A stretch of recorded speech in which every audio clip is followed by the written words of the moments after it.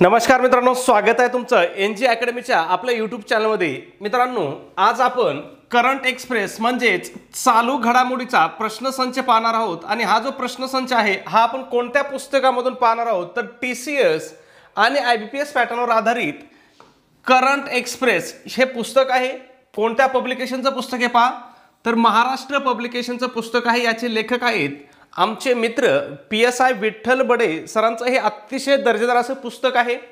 मग या ठिकाणी आजचा आपला चालू घडामोडीचा प्रश्नसंच कितवा आहे तर तिसरा आहे। ओके, मग या ठिकाणी पहा पहिला प्रश्न काय विचारलाय पहा तर द्रौपदी मुर्मू या सुखोई 30 म्हणजे सुखोई 30 लढाऊ विमानातून उड्डाण घेणाऱ्या भारताच्या कितव्या महिला राष्ट्रपती आहेत असं या ठिकाणी आपल्याला विचारलेलं आहे। मग द्रौपदी मुर्मू या सुखोई 30 या लढाऊ विमानातून उड्डाण करणाऱ्या भारताच्या कितव्या महिला राष्ट्रपती आहेत तर भारताच्या दुसऱ्या महिला राष्ट्रपती आहेत। पहा कितव्या दुसऱ्या। मग या ठिकाणी तुम्हाला लक्षात ठेवायचंय पहा या प्रश्नाचं स्पष्टीकरण अतिशय डिटेल्स मध्ये स्पष्टीकरण सुद्धा काय खाली दिलेलं आहे। म्हणजे अतिशय दर्जेदार असं काय मित्रांनो या ठिकाणी पुस्तक आहे। ओके, मग पहा राष्ट्रपती द्रौपदी मुर्मू यांनी काय केलं होतं पहा आसाम मधील तेजपूर येथील वायुसेनेच्या तळावरून सुखोई 30 MKI या लढाऊ विमानातून ऐतिहासिक हवाई सफर केली। मग प्रश्न जर विचारला की भारताच्या राष्ट्रपती द्रौपदी मुर्मू यांनी कोणत्या लढाऊ विमानातून सफर केला किंवा प्रवास केला तर सुखोई 30 MKI लक्षात ठेवा, खूप इम्पॉर्टंट आहे हे नाव। आणि कुठून केला तर आसाम मधील तेजपूर हा जो वायुसेनेचा तळ आहे त्या ठिकाणी त्यांनी काय केलं हे उड्डाण केलं होतं। ओके, त्याचबरोबर अशा प्रकारची हवाई सफर करणाऱ्या द्रौपदी मुर्मू या भारताचे कितव्या राष्ट्रपती आहेत तर भारताच्या तिसऱ्या राष्ट्रपती आहेत। आणि जर महिला राष्ट्रपतीचा विचार केला तर कितव्या आहेत दुसऱ्या आहेत। म्हणजे प्रश्न वाचताना तुम्हाला व्यवस्थित वाचायचा आहे, बारीक वाचायचा आहे आणि लक्ष देऊन प्रश्न वाचायचा आहे। ओके, त्याचबरोबर त्यांच्या अगोदर कोणी केला होता मग पहा माजी राष्ट्रपती प्रतिभाताई पाटील यांनी सुद्धा काय केलं होतं पहा लढाऊ विमानातून प्रवास केला होता। कोणत्या विमानातून केला होता त्यांनी सुद्धा सुखोई विमानानेच प्रवास केला होता। ओके, मग आता या ठिकाणी अजून एक प्रश्न विचारला जातो की द्रौपदी मुर्मू या भारताच्या कितव्या राष्ट्रपती आहेत तर द्रौपदी मुर्मू या भारताच्या एकूण 15व्या राष्ट्रपती आहेत त्यांचा। त्याचबरोबर असा एक प्रश्न विचारला जातो, आता SRPF ला पण प्रश्न विचारला होता की त्या राष्ट्रपती होण्या अगोदर कोणत्या राज्याच्या राज्यपाल होत्या तर राष्ट्रपती होण्या अगोदर त्या झारखंड राज्याच्या काय होत्या राज्यपाल होत्या। आणि त्यांचं मूळ राज्य कोणतं आहे किंवा त्यांचा जन्म कोणत्या राज्यामधला आहे तर तो ओडिशा या राज्यामधील त्या आहेत। ओके, लक्षात ठेवा। पुढचा प्रश्न आहे पहा प्रश्न क्रमांक 2 आहे पहा, खूप इम्पॉर्टंट, खूप IMP खूप डिटेल्स मध्ये त्यांनी प्रश्न दिलेत पहा। प्रोजेक्ट टायगर या उपक्रमाला किती वर्ष पूर्ण झाली आहेत? कोणत्या प्रोजेक्ट टायगर हा जो उपक्रम आहे याला किती वर्ष पूर्ण झाली असं विचारलंय। मग याला किती वर्ष पूर्ण झाली आहेत तर याला एकूण 50 वर्ष पूर्ण झाली आहेत। मग प्रोजेक्ट टायगर ची सुरुवात कधी झाली होती पहा प्रोजेक्ट टायगर या उपक्रमाची सुरुवात ती 1973 ला झाली होती। त्याचबरोबर प्रोजेक्ट क्रोकोडाईल कधीचा आहे 1975 चा आहे। म्हणजे याला 50 वर्ष कधी पूर्ण होतील 2025 ला याला काय होतील 50 वर्ष पूर्ण होतील। लक्षात ठेवा या प्रोजेक्ट वरती तुम्हाला प्रश्न विचारले जाऊ शकतात। त्याच्यानंतर प्रोजेक्ट एलिफंट कधीचा आहे 1992 चा आहे। आता मागे TCS नी प्रश्न विचारला होता या ठिकाणी आणि काय दिलं होतं या तिघांचा अजून एक प्रोजेक्ट दिला होता, या चौघांचा त्यांनी काय केला होता क्रम लावायला सांगितलं होता। मग जर तुम्हाला माहित असेल की प्रोजेक्ट टायगर 1973 चा आहे, प्रोजेक्ट क्रोकोडाईल 1975 चा आहे आणि प्रोजेक्ट एलिफंट कधीचा आहे 1992 चा आहे तर तुम्हाला क्रम लावणं काय होईल अतिशय सोपं जाईल। ओके, त्याचबरोबर प्रोजेक्ट डॉल्फिन कधीचा आहे 2020 चा आहे। पहा हा चालू घडामोडीमध्ये तुम्हाला एक वेगळा प्रश्न विचारला जाऊ शकतो की प्रोजेक्ट डॉल्फिन कधी सुरू करण्यात आला किंवा कधीपासून सुरू करण्यात आला तर कधी 2020 पासून। ओके, पुढचा प्रश्न पाहण्या अगोदर छोटीशी पण एक अतिशय महत्त्वपूर्ण अशी सूचना मित्रांनो, आपण तलाठी भरतीसाठी अतिशय इम्पॉर्टंट अतिशय महत्त्वपूर्ण अशी टेस्ट सिरीज सुरू केलेली आहे। आपल्या टेस्ट सिरीजचं वैशिष्ट्य की ही TCS आणि IBPS पॅटर्नवर आधारित आपली महाराष्ट्रामधील एकमेव आणि महाराष्ट्रामधील सर्वात दर्जेदार सर्वात वैशिष्ट्यपूर्ण अशी आपली टेस्ट सिरीज आहे। मग या टेस्ट सिरीज मध्ये तुम्हाला काय काय भेटेल पहा तर तुम्हाला एकूण 10 टेस्ट भेटतील। त्याचबरोबर तुम्हाला फ्री मध्ये तलाठी भरतीच्या 2011 पासून 2022 पर्यंतच्या सर्व प्रश्नपत्रिका भेटतील, त्या सुद्धा कशा भेटतील, तर त्या उत्तरासहित भेटतील. आन्सर की सही या ठिकाणी तुम्हाला त्या काय होतील, प्रश्नपत्रिका भेटतील. ओके. त्याचबरोबर सगळ्यात महत्त्वाचं तुम्हाला अतिशय IMP अशा नोट्स तुम्हाला या ठिकाणी काय केल्या जातील, प्रोव्हाइड केल्या जातील. या नोट्स एवढ्या जबरदस्त आहेत मित्रांनो की तुम्ही एवढ्या नोट्सचा जरी अभ्यास केला तरी तुम्ही तलाठी भरतीमध्ये 180+ मार्क घेऊ शकता. का घेऊ शकता, तर यामध्ये आपण तलाठी भरतीचा सगळा सिलेबस कव्हर केलेला आहे किंवा कव्हर होईल. ओके. मग मराठी विषयाच्या नोट्स आहेत, इंग्रजी विषयाच्या नोट्स आहेत, त्याचबरोबर गणित व बुद्धिमत्ता विषयाच्या नोट्स आहेत, इतिहास विषयाच्या आहेत, भूगोल विषयाच्या आहेत, राज्यशास्त्राच्या आहेत, विज्ञानच्या आहेत आणि अर्थशास्त्राच्या सुद्धा या ठिकाणी नोट्स आहेत. ओके. मग या ठिकाणी या सगळ्यांची किंमत किती मित्रांनो, तर 150 रुपये किंमत आहे. परंतु विद्यार्थ्याच्या मागणीस्तव आपली जी ऑफर आहे ही आपली ऑफर आज सुद्धा चालू आहे. मग मित्रांनो जर तुम्ही आज टेस्ट सिरीज घेतली तर ही तुम्हाला फक्त आणि फक्त किती रुपयाला पडेल, 99 रुपयाला तुम्हाला हे मटेरियल पडेल. ओके. मग हे 99 रुपये तुम्हाला कुठं पाठवायचे, गुगल पे असेल, फोनपे असेल, ॲमेझॉन असेल, पेटीएम असेल किंवा दुसरं तुमचं कुठलं ॲप असेल त्याच्यावरून आपला नंबर आहे 9689141630 या नंबरवरती तुम्हाला काय करायचं आहे, 99 रुपये पे करायचे आहेत. आणि तुम्ही जे 99 रुपये पाठवले त्याचा एक काय करायचं आहे, स्क्रीनशॉट काढायचा आहे आणि तो स्क्रीनशॉट काय करायचा आहे, व्हॉट्सॲपला तुम्हाला शेअर करायचा आहे. व्हॉट्सॲपला सुद्धा आपला काय हाच नंबर आपला व्हॉट्सॲपला आहे 9689141630. तुमचा स्क्रीनशॉट मिळाल्याबरोबर तुम्हाला हे संपूर्ण मटेरियल काय केलं जाईल मित्रांनो, प्रोव्हाइड केलं जाईल. ओके. पुढचा प्रश्न पहा, महाराष्ट्र राज्यातील कोणत्या व्याघ्र प्रकल्पाची नोंद उत्कृष्ट गटात झाली आहे असं आपल्याला विचारले. कशामध्ये, उत्कृष्ट गटामध्ये. मग महाराष्ट्र राज्यामधील हे जे पेंच व्याघ्र प्रकल्प आहे ना, पेंच व्याघ्र प्रकल्प कोठे आहे, पेंच व्याघ्र प्रकल्प नागपूर जिल्ह्यामध्ये आहे. याची काय झाली आहे, उत्कृष्ट गटामध्ये काय झाली आहे, निवड झाली आहे. खूप महत्त्वाचा प्रश्न आहे, लक्षात ठेवा मित्रांनो. ओके. आता या ठिकाणी पहा, याचं स्पष्टीकरण सुद्धा पाहू आपण, डिटेल्समध्ये स्पष्टीकरण दिलेलं आहे. मग काय दिलंय पहा, तर प्रथम स्थान किंवा पहिलं स्थान कोणत्या व्याघ्र प्रकल्पाने पटकावलेलं आहे हे पण विचारू शकतात. मग पहा, केरळमधील पेरियार व्याघ्र प्रकल्प, पेरियार व्याघ्र प्रकल्पाने काय केलं होतं, देशामध्ये पहिले स्थान पटकावलं होतं. खूप इम्पॉर्टंट आहे.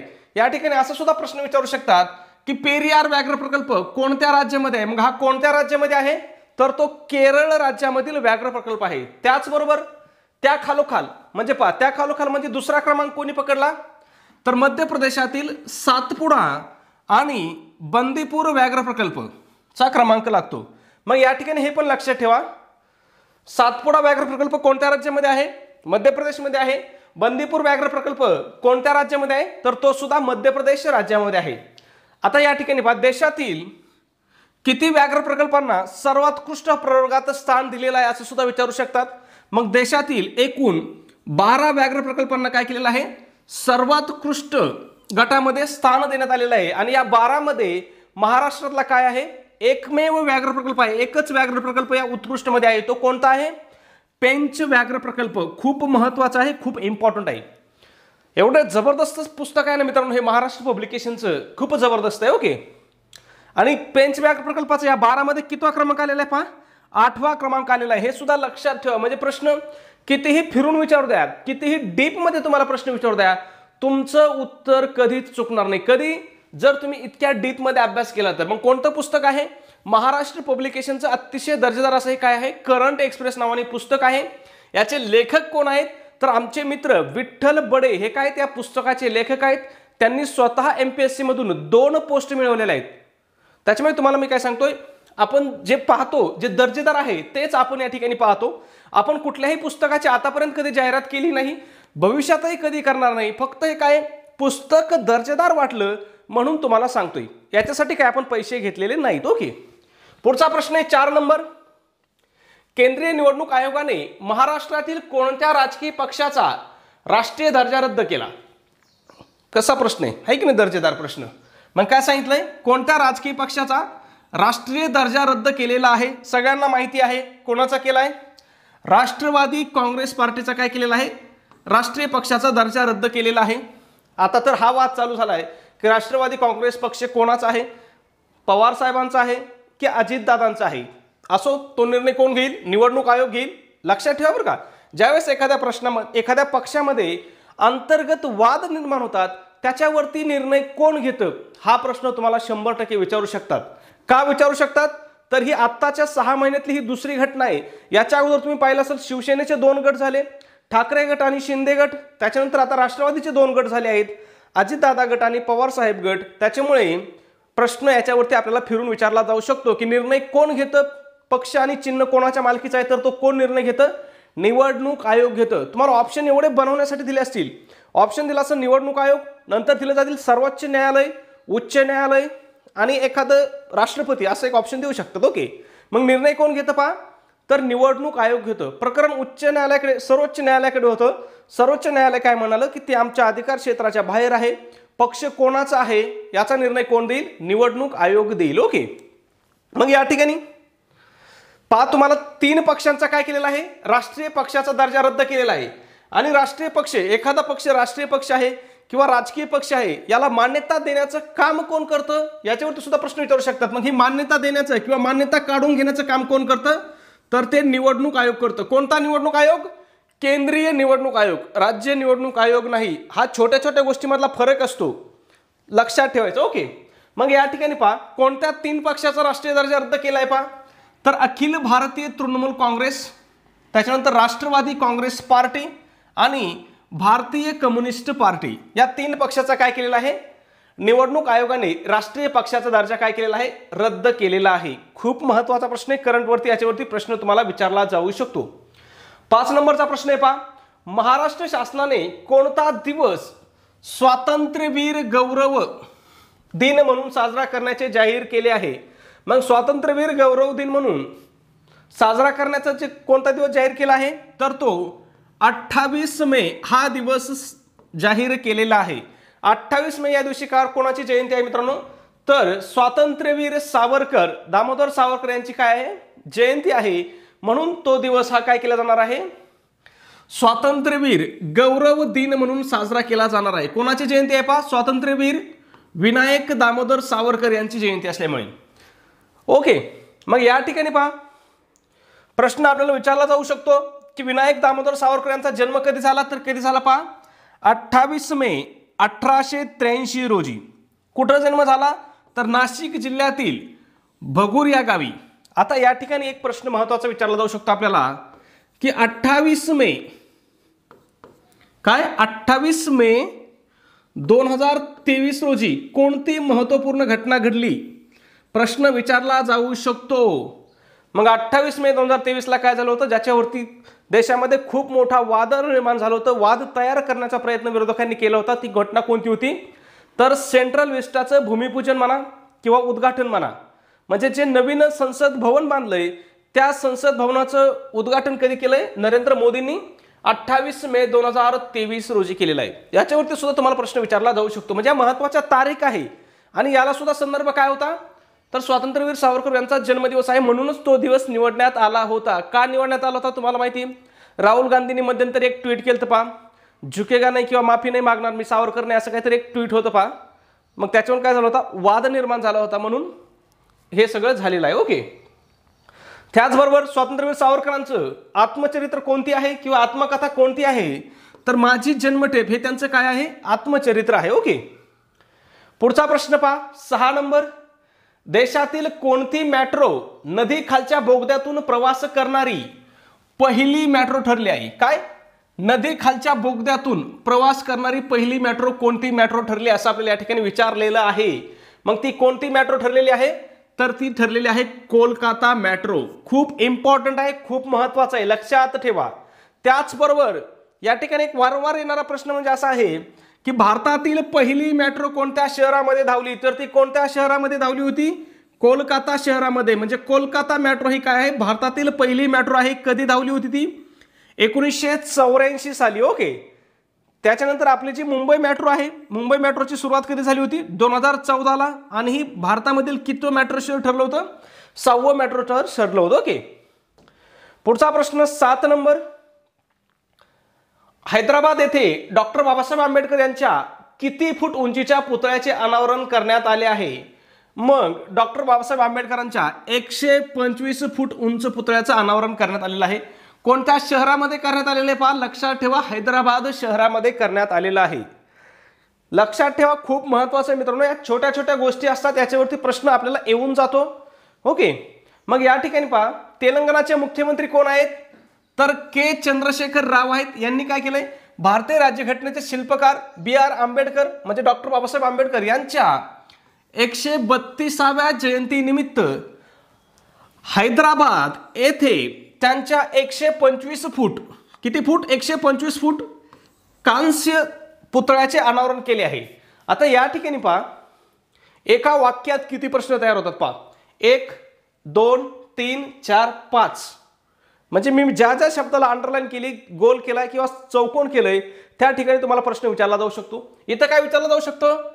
तेलंगणाचे मुख्यमंत्री कोण आहेत? तेलंगणाचे मुख्यमंत्री कोण आहेत? के चंद्रशेखर राव आहेत. ओके, त्याच्यानंतर प्रश्न काय विचारला जाऊ शकतो की तेलंगणाचे मुख्यमंत्री के चंद्रशेखर राव यांनी हैदराबाद या ठिकाणी डॉक्टर बाबासाहेब आंबेडकरांचा 125 फूट पुतळा उभारला आहे. तो त्यांच्या कितव्या जयंतीनिमित्त उभारला आहे? कितव्या जयंतीनिमित्त उभारला आहे? 132व्या जयंतीनिमित्त. त्याच्यानंतर काय विचारला जाऊ शकतो? डॉक्टर बाबासाहेब आंबेडकरांचा पुतळा कोणत्या शहरामध्ये उभारला आहे? हैदराबाद शहरामध्ये. किती फूट उंच आहे विचारलं जाऊ शकतं? 125 फूट उंच आहे.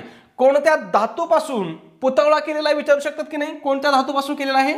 कांस्य धातूपासून केलेला आहे. म्हणजे या सगळ्या गोष्टी काय मित्रांनो महत्त्वाच्या आहेत. ओके, आता पहा हैदराबाद मधला हा पुतळा काय आहे? भारतातील डॉक्टर बाबासाहेब आंबेडकरांचा काय असणार आहे? सर्वात उंच पुतळा असणार आहे. ओके, हा पुतळा कुठे आहे? कोणत्या तलावाच्या काठावरती आहे? तर हुसेन सागर तलावाच्या काठावरती आहे. लक्षात ठेवा, खूप महत्त्वाचं आहे. कुठल्याही प्रश्नाचा अभ्यास करताना मित्रांनो तुम्हाला काय करायचा असतो? डीप मध्ये अभ्यास करायचा असतो. का डीप मध्ये करायचा असतो? तर पेपर सेट करणारा कोणत्याही पद्धतीने कितीही प्रश्न फिरवून तुम्हाला विचारू शकतो. याला काही मर्यादा आहे का? अजिबात मर्यादा नाही. कुठल्या पुस्तकातला प्रश्नसंच पाहत होतो आपण? Current express. कोणाचं पुस्तक आहे? महाराष्ट्र पब्लिकेशनचं. लेखक कोण आहेत? विठ्ठल बडे हे याचे लेखक आहेत. पुढचा प्रश्न आहे आपला 8 नंबर. कोणत्या भारतीय महिला क्रिकेट खेळाडूचा समावेश विस्डेनच्या वर्षातील सर्वोत्तम खेळाडूमध्ये झाला आहे? मग कोणाचा समावेश झाला आहे? तर हरमनप्रीत कौरचा. प्रश्न अजून सुद्धा विचारला जाऊ शकतो की भारतीय महिला क्रिकेटची खेळाडू हरमनप्रीत हिचा कोणाकडून वर्षातील सर्वोत्तम खेळाडू म्हणून गौरव झाला आहे? तर कोणाकडून? विस्डेन. विस्डेन हे काय आहे? एक स्पोर्ट मासिक आहे. लक्षात ठेवा. ओके, मग या ठिकाणी पहा वर्षातील सर्वोत्तम T20 खेळाडू म्हणून कोणाची निवड केली आहे त्यांनी? पहा तर ती केली आहे सूर्यकुमार यादवची. तुम्ही पाहिलं असेल 360 डिग्री खेळाडू कोण आहे? सूर्यकुमार यादव. आणि वर्षातील सर्वोत्तम महिला क्रिकेटपटू म्हणून कोणाची निवड झाली आहे? तर ती हरमनप्रीत कौर. सध्या भारतीय महिला टीमची कोण आहे? ही कॅप्टन आहे. पुढचा प्रश्न 9 नंबर. IPL 2023 मध्ये सर्वात जलद 100 बळी घेणारा गोलंदाज कोण ठरला आहे? मग IPL मध्ये सर्वात जलद 100 बळी घेणारा, बळी म्हणजे विकेट घेणारा कोणता गोलंदाज ठरला आहे? तर तो आहे कगिसो रबाडा. कोणत्या देशाचा खेळाडू आहे हा? साऊथ आफ्रिकेचा हा खेळाडू आहे. कोणत्या सामन्यामध्ये घेतली पहा त्यांनी 100 विकेट? तर पंजाब किंग. तो कोणत्या संघाचा खेळाडू आहे? पंजाब किंगचा खेळाडू आहे. आणि गुजरात टायटन्स या दोन संघामध्ये मॅच चालू असताना काय केलं होतं? कगिसो रबाडाने 100वी विकेट घेतली होती. आणि या विकेटचा टप्पा त्यांनी फक्त किती मॅच मध्ये घातलाय? तर फक्त आपल्या 64व्या IPL सामन्यामध्ये त्यांनी काय केलं? हा 100 विकेटचा टप्पा पूर्ण केलेला आहे. पुढचा प्रश्न 10 नंबर. स्वतःचे वॉटर बजेट जाहीर करणारे भारतातील पहिले राज्य. एवढा विस्तृत आणि एवढा माहितीपूर्ण प्रश्न संच आहे मित्रांनो, खूप जबरदस्त. काय सांगितलंय? स्वतःचे वॉटर बजेट जाहीर करणारे भारतातील पहिले राज्य कोणतं असं या ठिकाणी आपल्याला विचारलेलं आहे. मग स्वतःचे वॉटर बजेट जाहीर करणारे भारतातील पहिलं राज्य कोणतं आहे मित्रांनो? तर ते केरळ हे राज्य आहे. ओके, मग या ठिकाणी तुम्हाला पुन्हा प्रश्न विचारला जाऊ शकतो की नाही? केरळचे मुख्यमंत्री कोण आहेत? तर ते कोण आहेत? पिनराई विजयन हे काय आहेत? केरळचे मुख्यमंत्री आहेत. केरळचे राज्यपाल कोण आहेत? तर आरिफ मोहम्मद खान हे काय आहेत? केरळचे राज्यपाल आहेत. केरळवरती प्रश्न येऊ शकतो. काय येऊ शकतो तुम्हाला माहिती आहे? ज्या गोष्टीपाशी वाद निर्माण असतो ना तिथं प्रश्न येण्याची दाट शक्यता असते. मग सध्या काय द केरळ स्टोरी नामक एक पिक्चर आलता की नाही, मूवी पाहिला असेल तुम्ही? त्याच्यावरून काय झालं होतं? देशामध्ये फार मोठं असं वादळ निर्माण झालं होतं. एक 2 गटात काय झालं होतं? देश विभागला होता. ओके, मग लक्षात ठेवा. पुढचा प्रश्न. सचिन ॲट 50 या पुस्तकाचे लेखक कोण आहेत? काय? सचिन ॲट 50 या पुस्तकाचे लेखक कोण आहेत? तर ते आहेत बोरिया मजुमदार. कोण? बोरिया मजुमदार आहेत. आता हे बोरिया मजुमदार कोण आहेत ते आपण पाहूया. नाव याच्या आधी तुम्ही ऐकले का? मला नाही वाटत तुम्ही ऐकलं असेल, आणि ऐकलं असेल तर तुम्ही नक्कीच खेळाचे शौकीन आहेत. ओके, मग हे कोण आहेत पा बोरिया मजुमदार? तर प्रसिद्ध क्रीडा इतिहासकार आणि लोकप्रिय टीव्ही शो होस्ट बोरिया मजुमदार आहेत.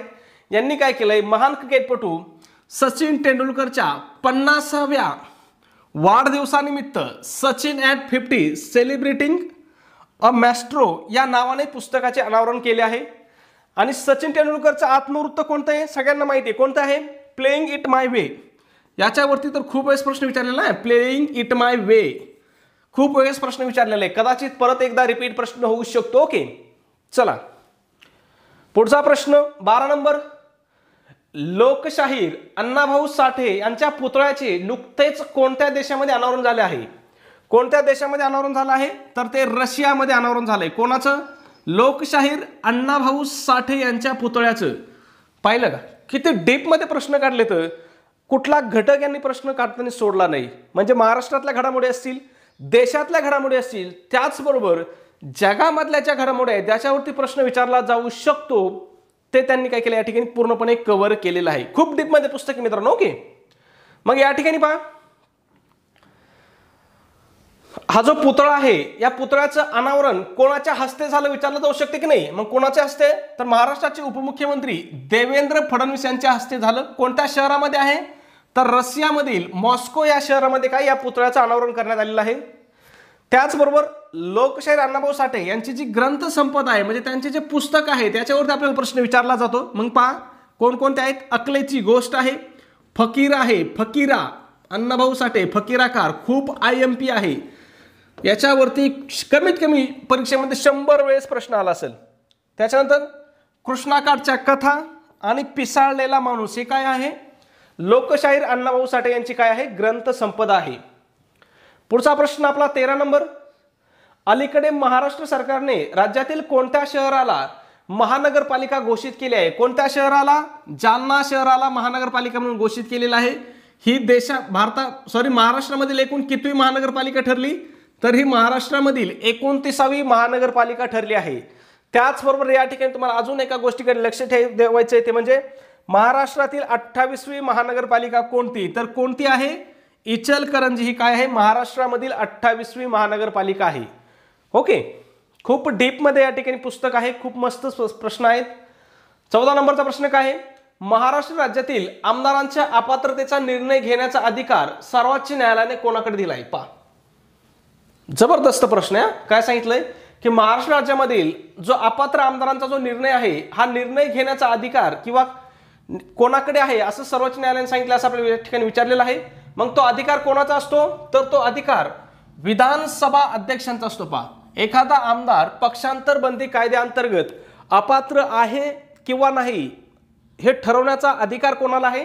तर तो विधानसभा अध्यक्षाला आहे. सध्या महाराष्ट्र विधानसभेचे अध्यक्ष कोण आहेत? तर राहुल नार्वेकर आहेत. लक्षात ठेवा, यांच्यावरती सुद्धा वेगळा प्रश्न तयार होऊ शकतो. कोण आहेत? राहुल नार्वेकर आहेत. ओके, मग या ठिकाणी पहा, पक्षांतर्गत कायद्यांसंदर्भात कोणती अनुसूची आहे? पहा, तर 10व्या अनुसूची अंतर्गत लोकप्रतिनिधींच्या अपात्रेवर निर्णय देण्याचा अधिकार कोणाचा आहे? तर तो विधानसभा अध्यक्षांचा आहे. हाच आपल्याला प्रश्न होता. मग या ठिकाणी पहा, 10वी अनुसूची कोणत्या कायद्याने जोडली? तर पक्षांतर बंदी कायदा. कोणती घटनादुरुस्ती? 52वी घटनादुरुस्ती. कधी झाली होती? 1985 ला. याच्यावरती सुद्धा तुम्हाला प्रश्न विचारला जाऊ शकतो. ओके, पुढचा प्रश्न पहा. IPL मध्ये सर्वात वेगवान अर्धशतक करण्याचा विक्रम कोणी केलेला आहे? यशस्वी जयस्वालनी केलाय. महत्वाचा प्रश्न आहे. कोणत्या सामन्यात केला? पहा, तर राजस्थान रॉयल्स विरुद्ध कोलकाता नाईट रायडर्स. आता या ठिकाणी प्रश्न असा सुद्धा विचारला जाऊ शकतो की यशस्वी जयस्वाल हा IPL मध्ये कोणत्या संघाकडून खेळतो किंवा कोणत्या संघाचा तो खेळाडू आहे? मग तो कोणत्या संघाकडून खेळतो? तर तो राजस्थान रॉयल्स कडून खेळतो. ओके, आणि याने किती चेंडूमध्ये शतक केले? पहा, फक्त 13 चेंडूमध्ये 50 धावा. शतक म्हटलं मी, शतक नाही, अर्धशतक. कोणतं शतक? अर्धशतक. ओके, लक्षात ठेवा, खूप इम्पॉर्टंट आहे. पुढचा प्रश्न आहे 16 नंबर. महाराष्ट्र राज्याचे मुख्य सचिव म्हणून खालीलपैकी कोणाची निवड करण्यात आली आहे? मग महाराष्ट्र राज्याचे मुख्य सचिव म्हणून मनोज शौनिक यांची निवड करण्यात आली आहे. त्यांनी कोणाची जागा घेतली पहा, तर त्यांनी मावळते मुख्य सचिव मनुकुमार श्रीवास्तव यांची जागा घेतलेली आहे. खूप महत्त्वाचा वन लाइनर प्रश्न आहे, परंतु परीक्षेमध्ये तुम्हाला विचारला जाऊ शकतो. ओके, पुढचा प्रश्न, भारतातील पहिला डिजिटल सायन्स पार्क कोठे सुरू करण्यात आला? काय विचारलंय? भारतातील पहिला डिजिटल सायन्स पार्क कोठे सुरू करण्यात आला? कोणत्या राज्यात सुरू करण्यात आला? तर तो केरळ राज्यामध्ये सुरू करण्यात आला. ओके, मग उद्देश काय पहा, तर केरळला ज्ञानाच्या अर्थव्यवस्थेत व उच्च शिक्षण केंद्रात रूपांतरित करण्यासाठी काय केलेला आहे? हा पहिला डिजिटल सायन्स पार्क सुरू करण्यात आलेला आहे. पुढचा प्रश्न 18 नंबर, भारतरत्न डॉक्टर आंबेडकर पुरस्कार 2023 खालीलपैकी कोणाला देण्यात आला? खूप महत्त्वाचा पुरस्कार आहे. कोणाला देण्यात आलेला आहे? तर तो उत्तर प्रदेशचे मुख्यमंत्री योगी आदित्यनाथ यांना हा पुरस्कार देण्यात आलेला आहे. मग या ठिकाणी प्रश्न आपल्याला विचारला जाऊ शकतो की डॉक्टर बाबासाहेब आंबेडकर पुरस्काराची सुरुवात कधीपासून झाली? तर या पुरस्काराची सुरुवात कधीपासून झाली होती पहा? 1996 पासून या पुरस्काराची सुरुवात झाली आहे. आणि 2023चा पुरस्कार कोणाला भेटलेला आहे? तर तो योगी आदित्यनाथ यांना भेटलेला आहे. आणि कधी कधी काय केलं जातं, आपल्याला अचानक विचारलं जातं की 2022चा पुरस्कार कोणाला भेटला? मग हा कोणाला भेटला होता 2022चा? तर तो हर्षाली मल्होत्रा यांना हा पुरस्कार भेटला होता.